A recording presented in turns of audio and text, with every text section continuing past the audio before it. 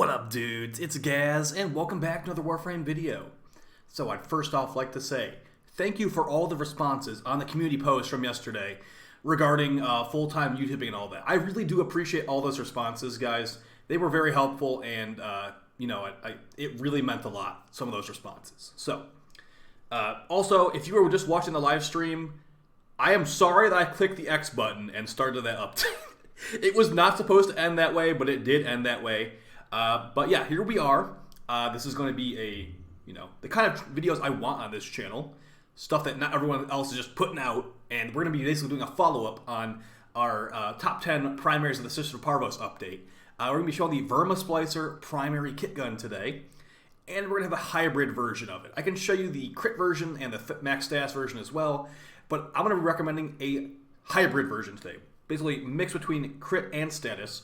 And as you can see in the gameplay footage right here on the steel path, it is very, very slash proc focused. This is a slash proc focused build. Now, you don't even need to run 100 munitions technically, but in this footage right here, we are running 100 munitions. If you do a special combination of mods, and even if you get a specific ribbon, this will be very slash proc heavy. And it's basically a slash amprex. If you like the Convetrix, like that Simulacrum all-star weapon, or maybe even the new Flux rifle, this is basically an AoE version of those, where it will chain to up to 3 enemies, I think it is. They recently did nerf this in the Sisters of Parvos update. But let's just quickly show the build we have on our Vermisplicer primary kit gun. Also, make sure you're subbed to the YouTube channel and all that stuff. You want to see when these videos go up. They go up 5 times a week, at least currently. Alright, so we've got the Vermisplicer right here. The parts I've chosen to use on this specific build are going to be Vermisplicer, Macro Thymoid, this is the little loader thing right here. This one comes from Deimos. You're going to need to go talk to the father NPC to get this one. And we're also using Tremor Grip. There's a reason we're using specifically the Tremor Grip, and that's because actually in this update, they did make it where these, the beam weapons can actually use the beam range mod in the Exilus slot. And the way that beam kit guns work is that the higher damage grips give you lower overall range. So the way I look at this, there is no reason, besides if you're just trying to use it as a stat supplier, there is no reason to use the lower damage grips anymore, as we can run a beam range mod in the Exilus slot, which is, pretty much perfect, because the other Exilus mods we have, so as you see here, 12 more beam length, very good on this low rank, or this low range beam weapon.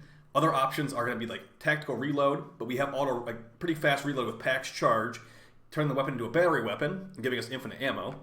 We could run Vigilance Supplies for increased crits, which is still technically pretty good. But like I said, we have infinite ammo from Pax Charge. We don't really need this either. So a lot of the other options in this slot aren't really that important anyway. So Sinister Reach is a no-brainer, letting you maximize your damage. So let's just quickly show a difference in base damage between the max damage one and the lower damage one. So we've got the max status one right here. We're losing about, 8 damage, which, does get multiplied with a crit multiplier and all that stuff, and will technically be influenced in your DPS overall. You've got more of a middle-of-the-road damage one right here, which is only 1 more damage, with the Palmerist grip, which is another new grip. These were made before the update and before they announced that the beam range thing was going to be in the Exilus slot. This is a max crit version right here. If you were to build a max crit Vermisplicer primary, I'd say go with the Vermisplicer chamber, the Tremor grip, and the Splat loader. That's going to be your max crit, 39% crit chance, 2.3 multiplier. But the Moldy Hot Pocket that we've got here, the hybrid version is 28 status chance, 28 crit chance, and a 2x multiplier. I wish the crit multiplier is a little bit better. You can actually go with, I believe, Stitch to get 32% crit chance and 21 status chance with a 2.1 multiplier. And that will still be fine, but this one has been working really, really well. And we're going to show the trick of how we get so many slash procs in the gameplay footage. I mean, melting the steel path. Keep in mind, this is not good against the Acolyte, as the Acolytes do have a status cap of only 4 slash procs on them at a time. So smaller slash procs like this, stacking up really fast, is not going to be your best play against the Acolyte. I'd recommend bringing a weapon like the Glaive Prime, the Stropha, something with big corrosive damage or big slash procs to take care of the Acolyte. Alright, so the Vermisplicer kit gun actually has innate toxin damage and very high slash weighting. So there's ways you can basically cheese the modding a little bit to make it where you're getting lots of slash procs and lots of enough viral procs too. Saying a lot of viral procs might be a little bit of an exaggeration because you only need 10 viral procs. Viral procs do not go above 10. So what the optimal DPS setup is for weapons like this when you're utilizing viral, get your 10 viral procs. So like, you know, get some of them on there, and then everything else after that should be a different element, preferably slash. So 10 viral procs, and then everything else after that slash procs. That's what we've gone for in our build right here. Now keep in mind this, I have a Riven as well. But this is a no Riven build right here. So we've got, so with the base Toxin, you just want to run 1 Rhyme rounds, but unranked. As you can see on the damage distribution over here, with the unranked Rhyme rounds, we get viral damage at 20, we get slash at 26. That's utilizing the Fang Fusillade mod. There's other mods too, I believe. They might be weaker than this. Yeah, Sawtooth Clip. I guess you could maybe run this. It will probably not be enough though. So yeah, right here, this is going to give you normal slash procs. You can actually do a no Hunter Munitions build if you have this Fang Fusillade mod. I just want to go all in on slash procs, and it does scale pretty well. The problem is your slash procs are actually, the base slash procs versus the Hunter Munitions slash procs are much weaker. You're looking at like probably like 4,000-6,000 slash proc damage from the normal ones, and the Hunter Munitions ones getting about like 11,000, maybe even 70,000 in some situations. But no, just go all in on slash. It's very good against Grineer. These Vermisplicer primaries, actually, you can do lots of different builds in them. We've made a video in the past on the max crit one with just a Toxin build. Insta-kills Corpus. Insta-kills Corpus. For Infested, you can make a Corrosive build work too. You can even jam a bunch of heat on here. Since it's a kit gun, it has 2 arcane slots. So if you don't want to run just Pax Charge for infinite ammo, infinite all that stuff, there's other options. There's these Deimos arcanes. You could potentially get like a heat build going on here too, if you use Residual Boils and Theorem to Molson to whatever it's called on the frame. I wouldn't really recommend that, but it's up to you. Pack Seeker, it doesn't get many headshots, but you could technically try this out. And as far as the rest of the build, Hunter Munitions, this is a flex slot. If you want to run something else in this slot, be my guest. Keep in mind there's no Serration on here because we're running Primary Merciless, a very good arcane on this thing. Once it gets stacked up, you get 360% increased damage, making it so you don't really need to run Serration on the build. You can have room for other stuff. We've got Point Strike. Now keep in mind, a lot of people are running Critical Delay, as I think it is a good option on most weapons. On beam weapons, I'm probably going to go with no.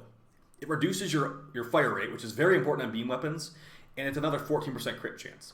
Maybe if you're running the max crit version, it could be more valuable to you to get over 100% crit chance. But for me personally, as someone that runs Arcane Avenger pretty regularly on my Sevagoth or whatever frame I'm running in the Steel Path, it's not as important to me. Because we're going to be over 100% crit chance already. That extra 14% for the reduction in fire rate, I don't consider it worth it. That's going to be up to personal preference, like I said, though, guys. On this one with Point Strike, let's just show how high the crit chance goes if we were to run Critical Delay instead. So put that right here. 117 with the max crit one. So here, you might want to take that fire rate reduction for 117% crit chance. Potentially really, really good.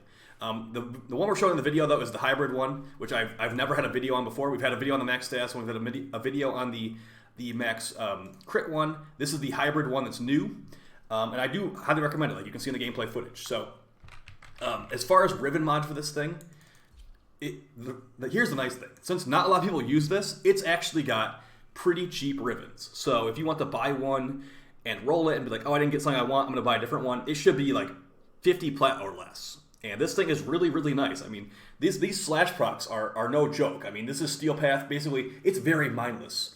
I'd say one of the biggest problems with this weapon is that you can't even see what you're shooting at. There's so many numbers on the screen. Look at all these yellow numbers. I can't see anything in front of me. But I do know that they're dying because I hear the screams of pain and anguish. But yes, yeah, you can crit chance on it to get it over 100% crit chance. Crit damage, of course, always good. Multi-shot. You know, even stash chance. So the Riven I'm utilizing on this thing, I'm going to show it right here with the Riven. It's actually a replacement for Fang Fusillade. So what it actually does is for this hybrid build specifically, it's going to be plus slash, plus status chance, plus multi-shot, minus Corpus. So it's basically a replacement to Fang Fusillade, but it also gives us extra status chance and extra multi-shot. So we still get to keep our highest slash rating as slash.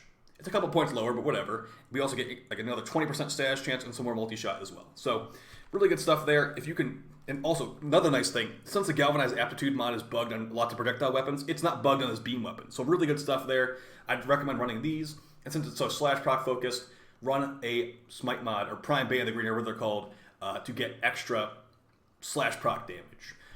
And the rest of the stuff, like I said, you don't have to run hunter munitions. You'll have enough. Let's just show it with no hunter munitions here real quick. We'll use bladed rounds instead, because I know some people have been recommending bladed rounds to me. I don't like the conditional mods like this. We'll quickly show it with no hunter munitions on these guys. Let's first kill some butchers so we can get that merciless stacked up, as you know, you don't want to start your kills on these Exo Goose Strike officers.